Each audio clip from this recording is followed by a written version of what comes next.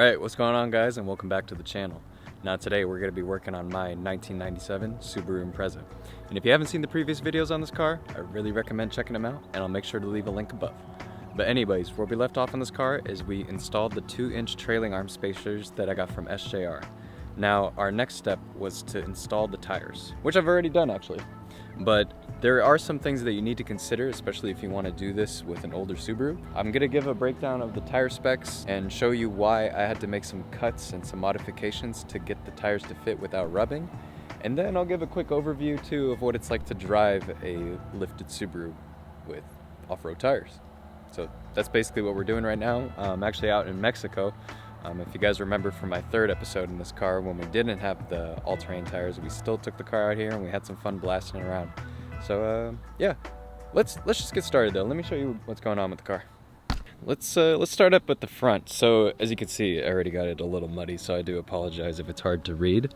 But these are Yokohama Geolanders. Let's see if I could wipe this off a little bit for you guys. So these are Yokohama Geolanders, and the size is 215/65/16. I decided to go with this tire spec because it just made the most sense from what I researched online, as well as other builds that I've been following. It does require a little bit of modification, but in the end, it looks really great. But there are some things that you need to consider if you're going to do this to your car. So when you turn the wheel like this, you're going to run into the issue of it rubbing right here. And what's usually right here is actually the fender lining. And I don't know if you guys are going to be able to see that this is actually cut and pushed all the way back out.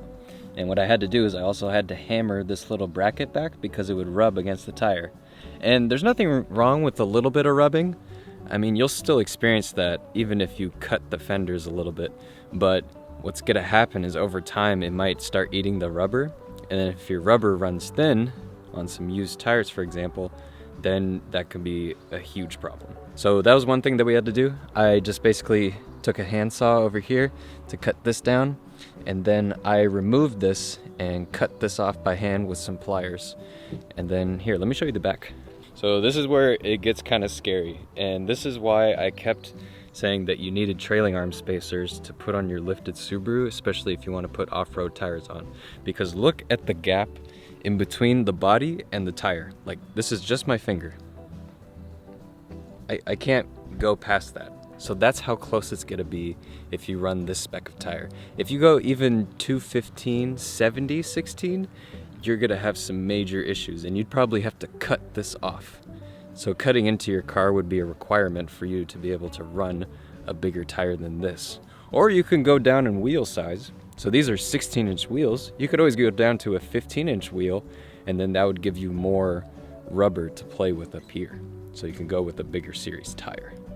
Now another thing that's gonna happen too is in the back, you're gonna experience some rubbing from the mud flaps. So this is the rear mud flap, and what I did on the front is I actually completely removed it, because if I tried to reinstall it, again, you see where I had to make the cut. It's exactly where the mud flap would be sitting. So we can't actually run a mud flap on here right now, but I am thinking of ways that we could do like a DIY mud flap, because I do think it's pretty beneficial just to keep the car sort of clean, because I've been driving it for a solid 5 minutes and you could see all the splatter already that's coming just from driving through a little bit of mud. And another thing that you're going to experience too on full lock turns is that it's going to come really close over here. Now what I had to do is, you see these holes right here? That's actually where the original fender lining used to be. So I had to completely remove that and push it back, or else this would come in contact with this.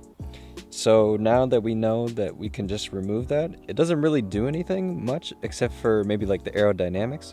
So now you're gonna have a bunch of air being channeled up here, and you'll also experience mud going into the engine bay. And I mean, you can see how much mud is already on the fender liners after just a couple minutes of driving around.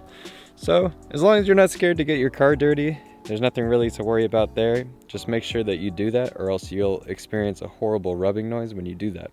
All right, and now that you've heard me blabber on enough about the car, let's take it for a drive, and then I'll give you guys a quick overview of what it's like to drive a lifted Subaru.